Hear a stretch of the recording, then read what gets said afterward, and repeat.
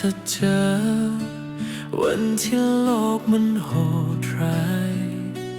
จนหัวใจอ่อนล้าเกินจะทน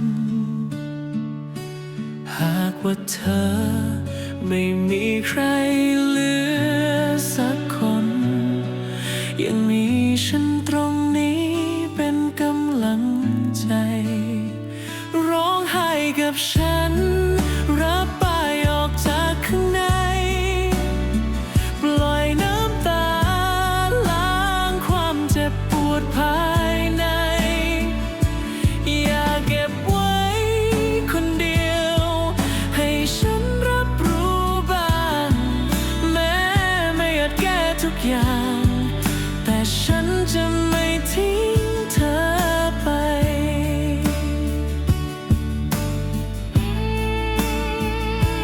แม้แผลในใจเธอลึกเท่าไรฉันจะเป็นกำลังใจจนวันที่เธอยิ้มได้ไม่ต้องกลัวที่จะต้องร้องไห้เพราะน้ำตานั้นคือความเข้มแข็งที่แท้จริงร้องไห้กับฉันระบายออกจากข้างในปล่อยน้ำตาล้างความเจ็บปวดภายในอย่าเก็บไว้คนเดียวให้ฉันรับรู้บ้างแม้ไม่อาจแก้ทุกอย่างแต่ฉันจะไม่ทิ้งเธอไปแค่เธอยื่นมือมาฉันจะกุมไว้ไม่ปล่อยให้เธอล้มอีกต่อไป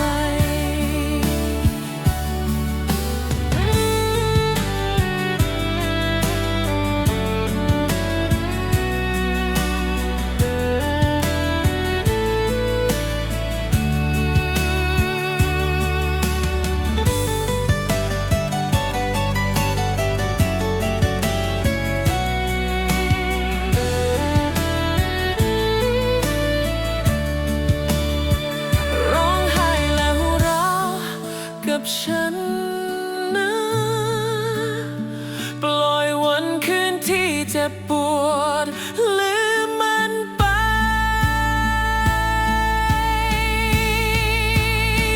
เมื่อผ่านไปแล้วจนอย่าไปคิดถึงมันอีก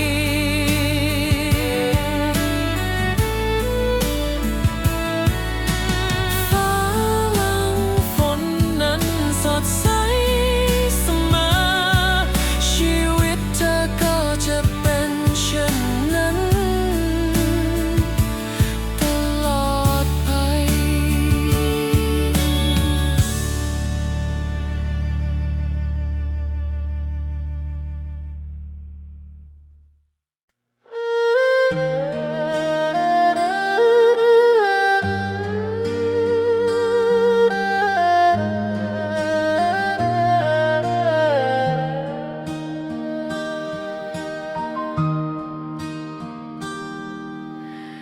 คืนวันที่โลกดูมืดมนไร้แสงอาทิตย์และแสงจันทร์ฉันคือแสงให้เธอคอยส่องทางพาเธอไปสู่จุดหมายที่ตั้งเอาไว้ หากวันไหนที่เธอเดินหลงทางยังมีฉันคอยดึงมือเธอให้กลับมาแม้เส้นทางที่เดินยังอีกไกลจับมือเธอเดินเคียงข้างตลอดทางอย่าปล่อยมือของฉันได้ไหมแม้พรุ่งนี้ไม่รู้จะเป็นอย่างไร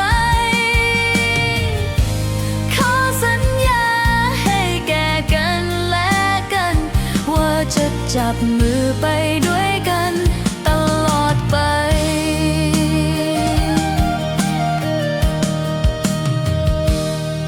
ชีวิตต้องเผชิญปัญหาอีกมากมายเธอคนเดียว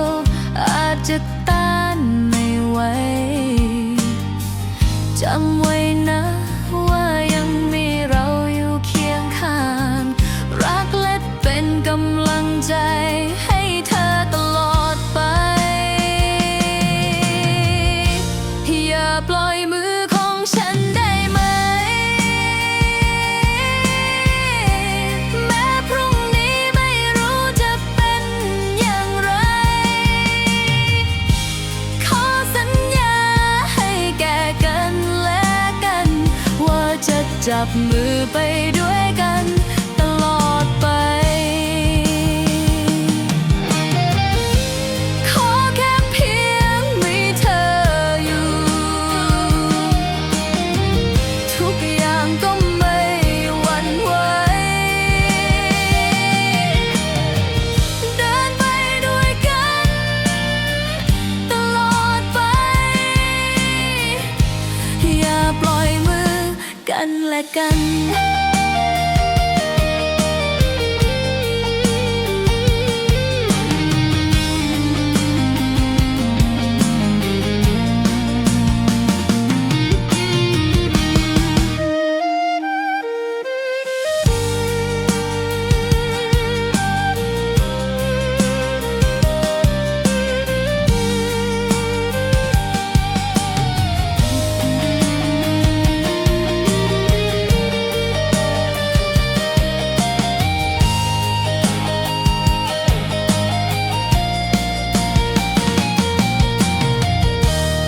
อย่าปล่อยมือกันและกัน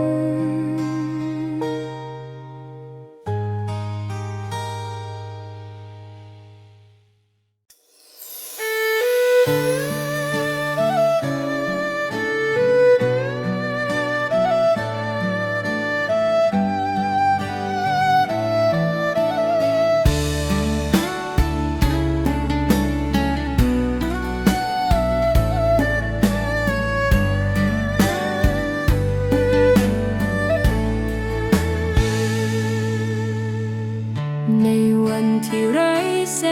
งตะวัน ในวันที่ใจเธอนั้นว้าวุ่น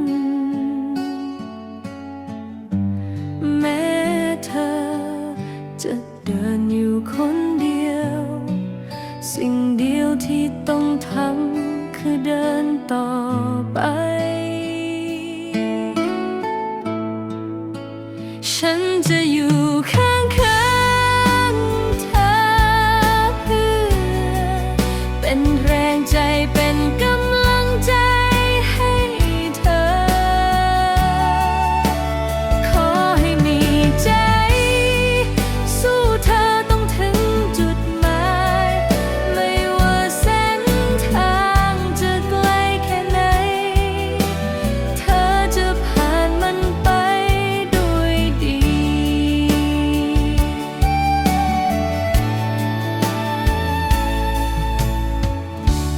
แม้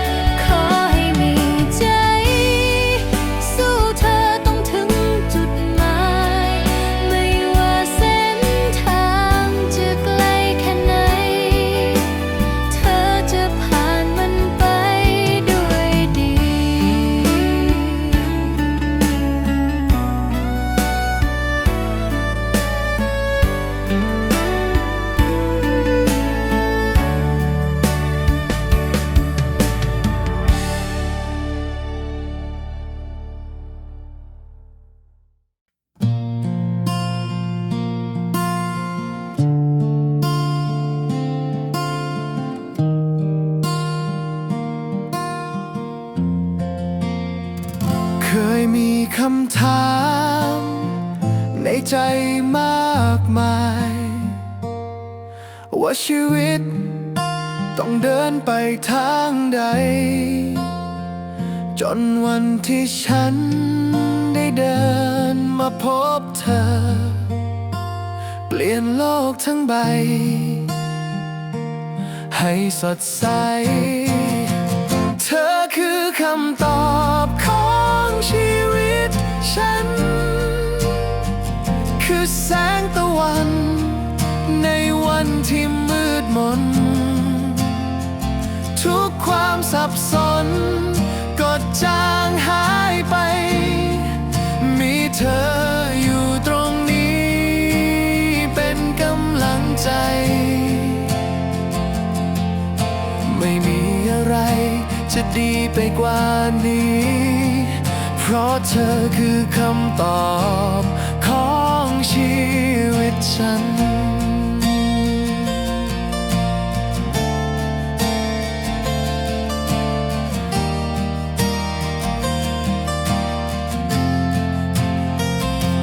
เคยเหนื่อยล้า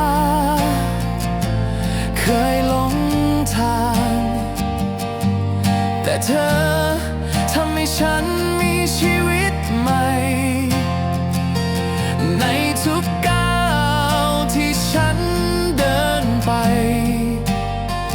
มีเธอเคียงข้างฉันไม่หวั่นอีกต่อไปเธอคือคำตอบของชีวิตฉันคือแสงตะวันในวันที่มืดมนทุกความสับสนก็จางหายไปมีเธออยู่ตรงนี้เป็นกำลังใจไม่มีอะไรจะดีไปกว่านี้เพราะเธอคือคำตอบของชีวิตฉัน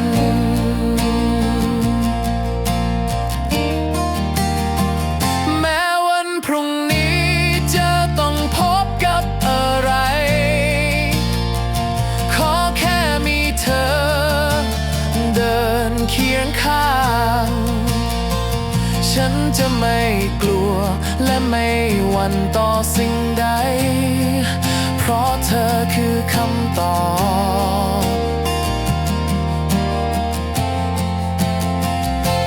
ของชีวิต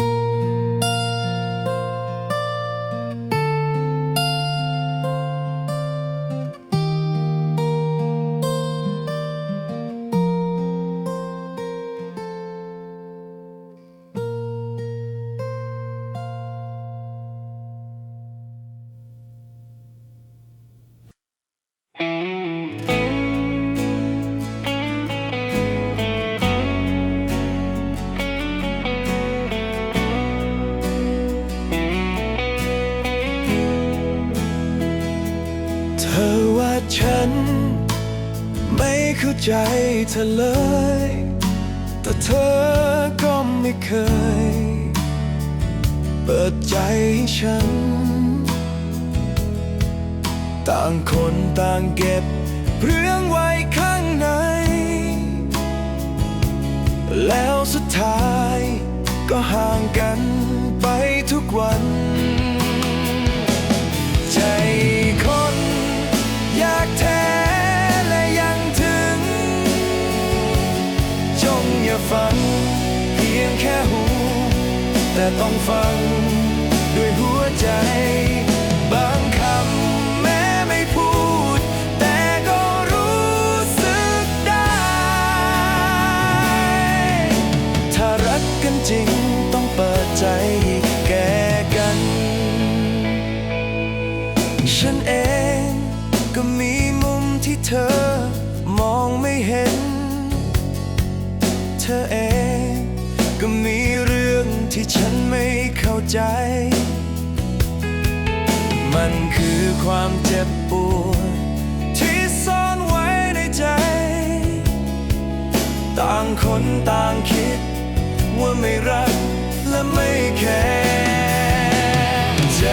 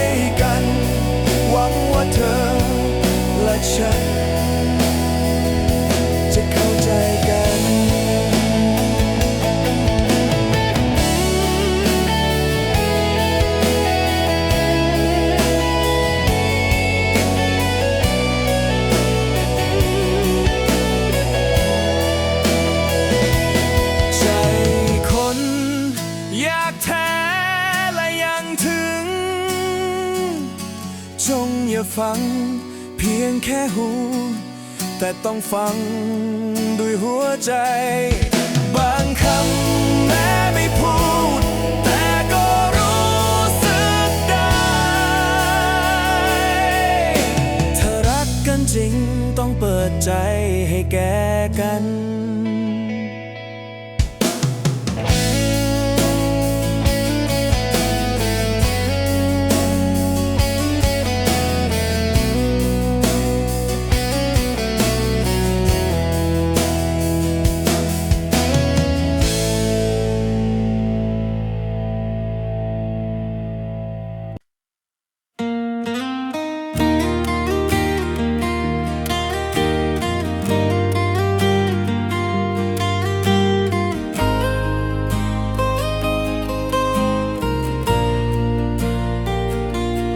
ตั้งแต่วันที่เธอก้าวเข้ามาทำให้ฉันรู้ว่ารักแท้คืออะไร ชีวิตฉันที่เคยว่างเปล่าได้พบแสงสว่างครั้งใหม่เธอคือชีวิตของฉันคือทุกลมหายใจที่ฉันมีเธอคือเหตุผลที่ฉันค้นหาเธอทำให้ฉันกลับมายิ้มได้แม้ชีวิตต้องพบกับเรื่องดีหรือร้ายฉันไม่ขอเพียงมีเธออยู่ตรงนี้เพราะเธอคือชีวิตฉันตลอดไป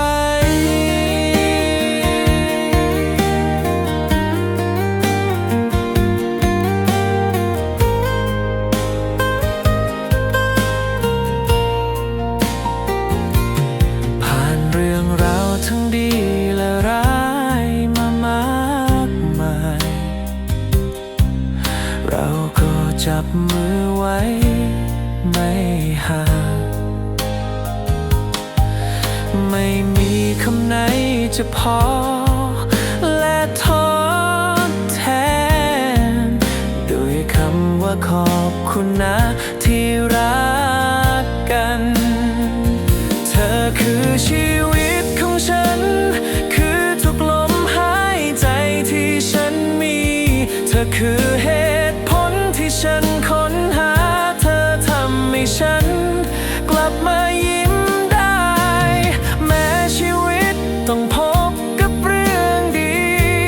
หรือร้ายฉันไม่ขอเพียงมีเธออยู่ตรงนี้เพราะเธอคือชีวิตฉันตลอดไป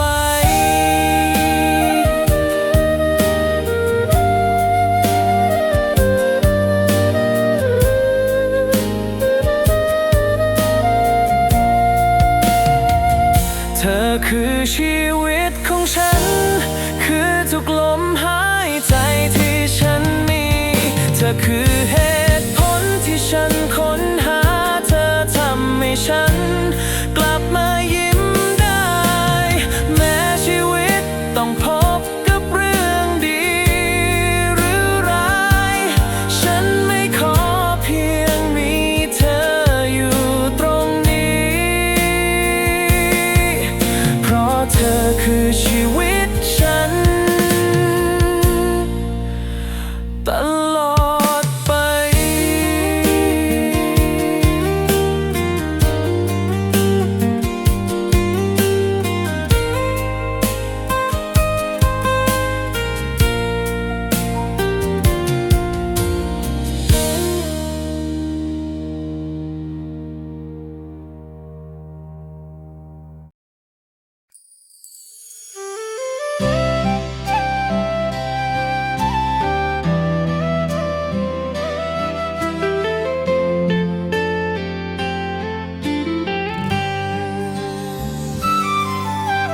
คื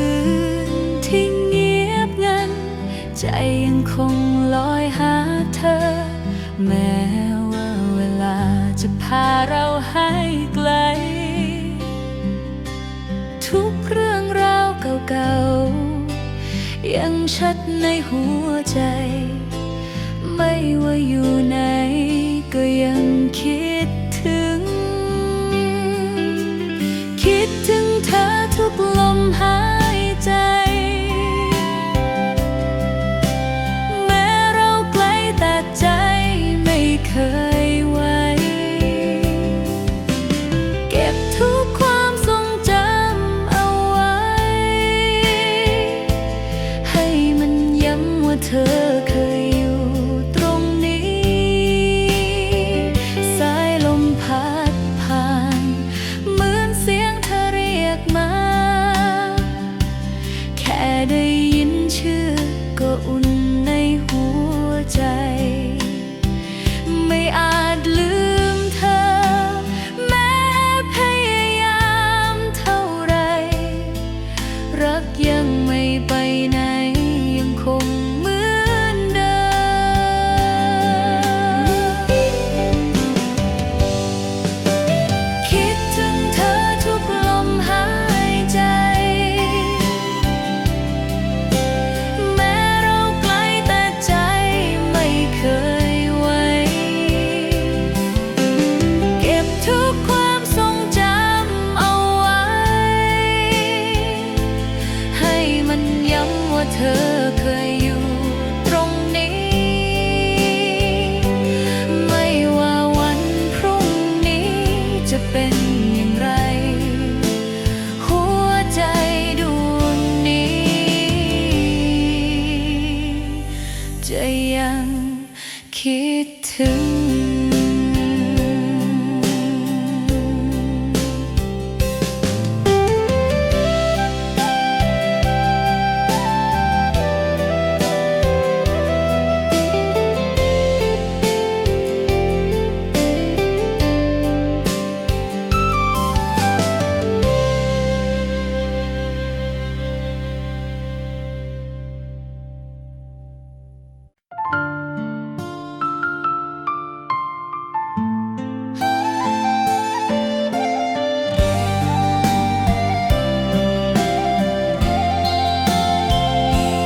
ตั้งแต่วัน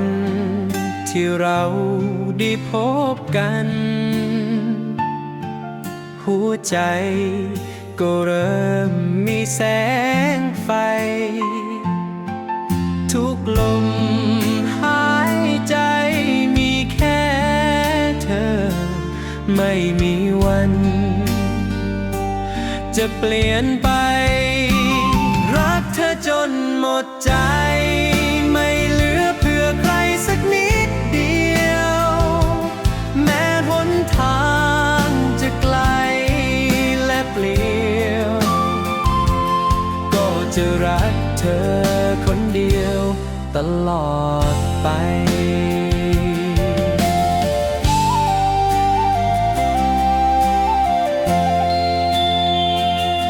แม้คืนวัน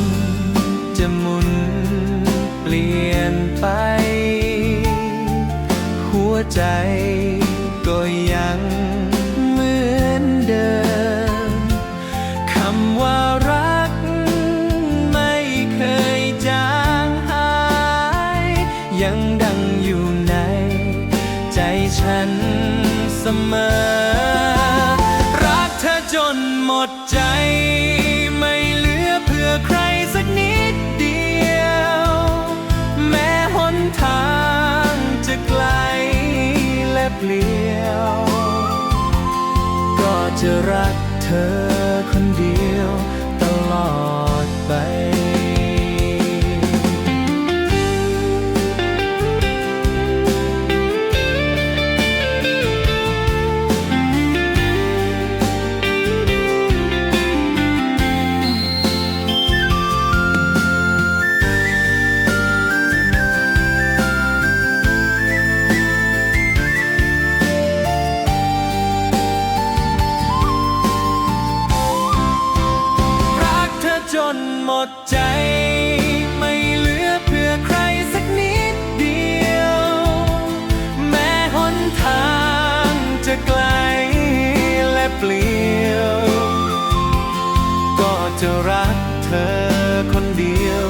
ตลอดไป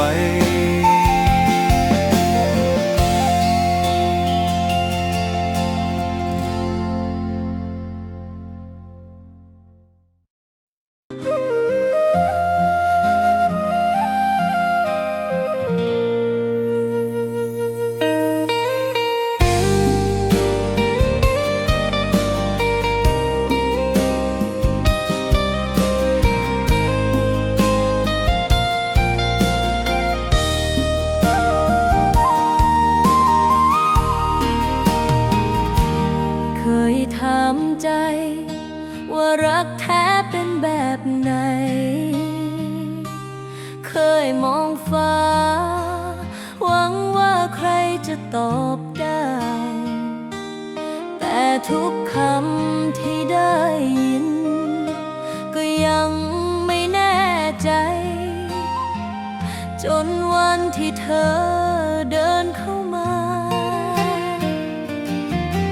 รอยยิ้มเธอไม่ต้องอธิบายแววตาเธอไม่ต้องพูดอะไร แต่ใจฉันรู้ทันที ว่าเธอคือคำตอบของรักแท้ไม่ต้องมีเหตุผลได้มาแทนไม่หวานเกินไป แต่ลึกจนแน่นแฟ้นรักที่ไม่ต้องแข่งกับใครเธอคือทุกความหมายของคำว่าให้คือรักแท้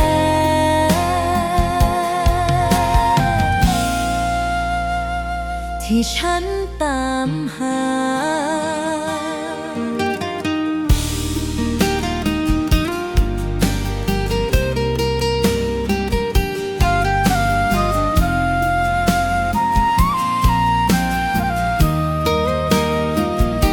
ไม่ใช่เจ้าชายไม่ใช่นางฟ้า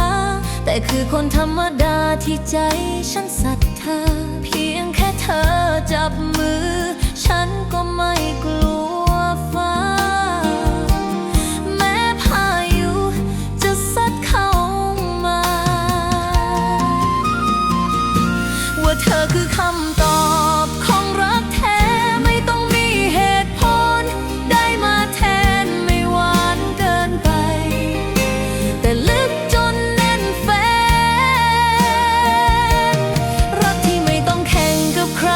เธอคือทุกความหมายของคำว่าให้คือรักแท้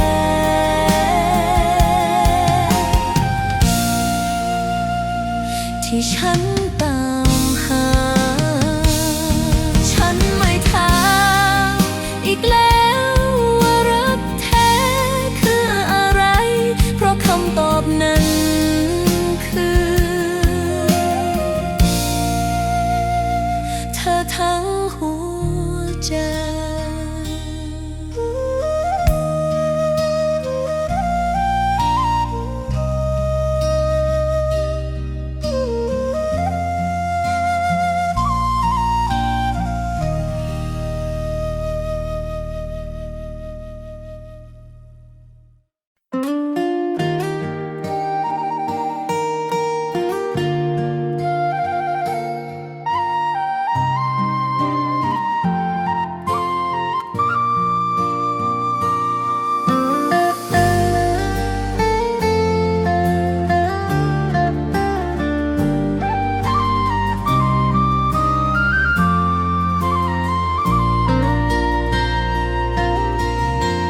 แม้ว่าโลกจะหมุนเดินต่อไป หากไม่มีเธอฉันจะอยู่ได้อย่างไร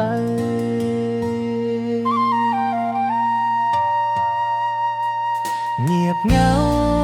ยามเธอไม่อยู่ ทุกมุมของห้องยังมีเธออยู่ ภาพเธอยังชัดเจนอยู่ในใจ แม้เวลาจะผ่านไปแค่ไหน ในวันที่ไม่มีเธอคือวันที่ฉันหมดลมหายใจ ไม่มีเธอไม่มีแรง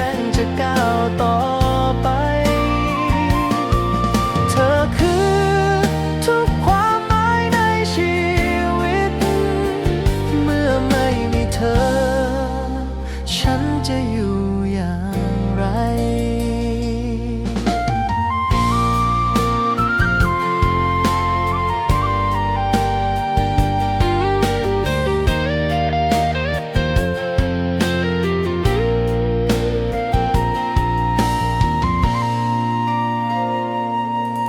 นาฬิกายังเดินเหมือนเคยแต่ไม่มีเสียงหัวเราะของเธอ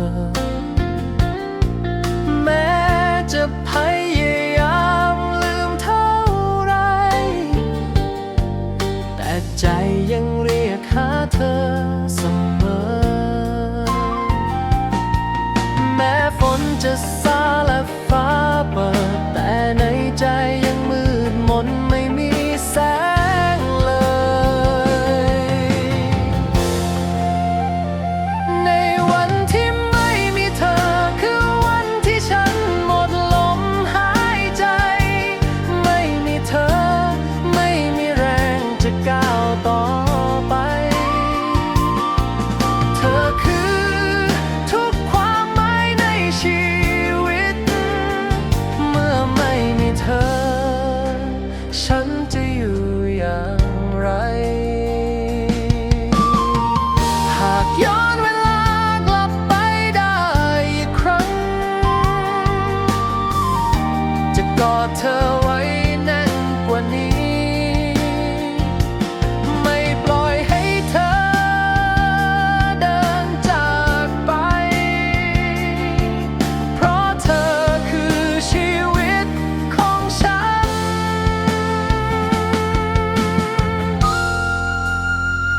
ในวันที่ไม่มีเธอคือวันที่ฉันหมดลมหายใจไม่มีเธอไม่มีแรงจะก้าวต่อไปเธอคือทุกความหมายในชีวิตเมื่อไม่มีเธอฉันจะอยู่อย่างไรวันที่ไม่มีเธอฉันก็ไม่มีตัวตน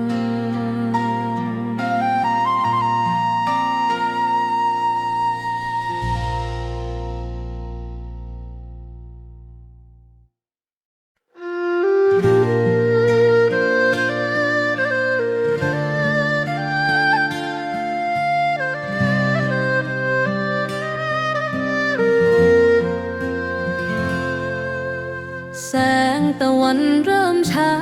ยส่องใจที่เหนื่อยล้ารอยยิ้มที่เธอให้มาเติมพลังศรัทธาแม้ไม่มีสิ่งใดตอบแทนกลับไปแต่เธอยังยื่นใจให้ทุกวันรักคือการให้โดยไม่หวังสิ่งใดเหมือนน้ำใจที่ไหลมาไม่เคยขาดสายแม้โลกจะไม่เข้าใจแต่หัวใจยังยิ่งใหญ่เพราะรักแท้คือการให้จากใจจริง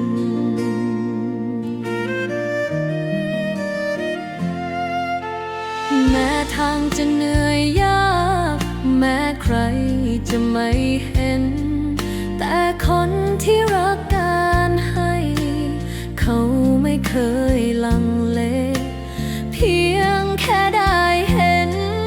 คนอื่นมีรอยยิ้มก็สุขล้นกว่าใครในโลกนี้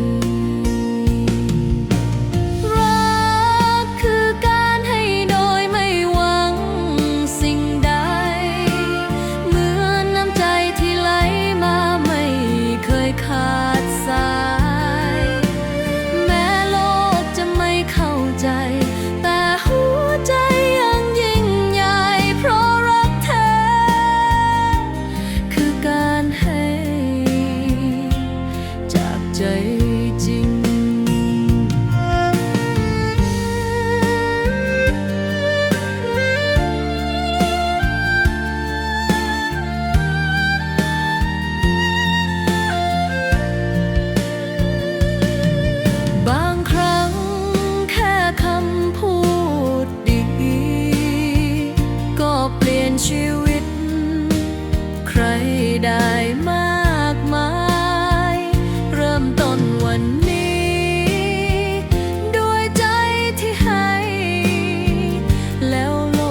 จะสวยงามขึ้นกว่าเดิม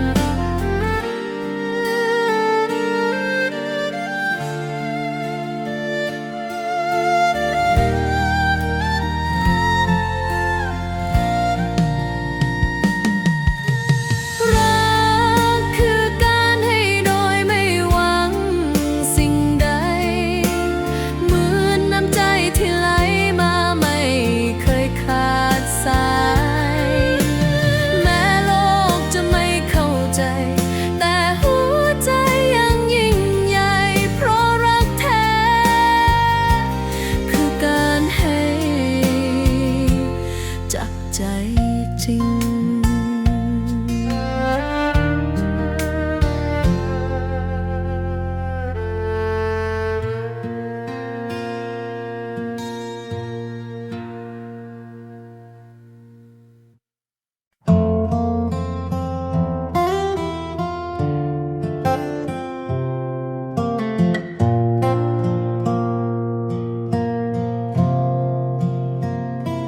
พรุ่งนี้ไม่รู้จะเป็นอย่างไร มีข้อสงสัยมากมาย ว่าเราจะต้องพบกับเรื่องดีหรือร้าย พรุ่งนี้เราอาจพบกับความผิดหวัง หรือพบกับสิ่งที่เราหวังเอาไว้ คงมีคำถาม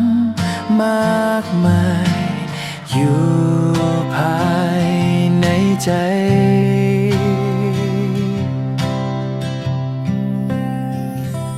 พรุ่งนี้ไม่ว่าจะเจอกับอะไร ไม่หวั่นไม่กลัว เชื่อและวางใจ พร้อมเผชิญกับพรุ่งนี้ กับพระเยซูของเรา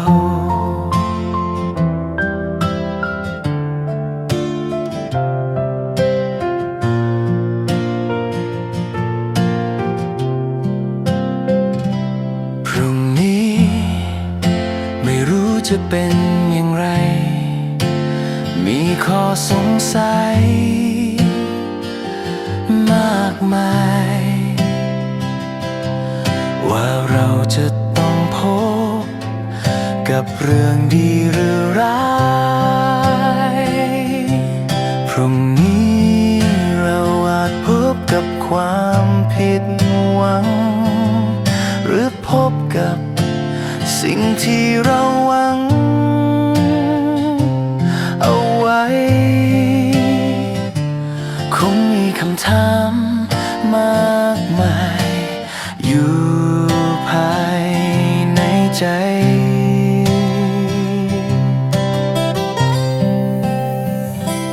พรุ่งนี้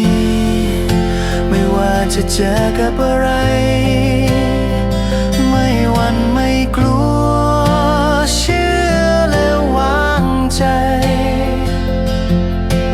พร้อมเผชิญกับพรุ่งนี้ กับพระเยซู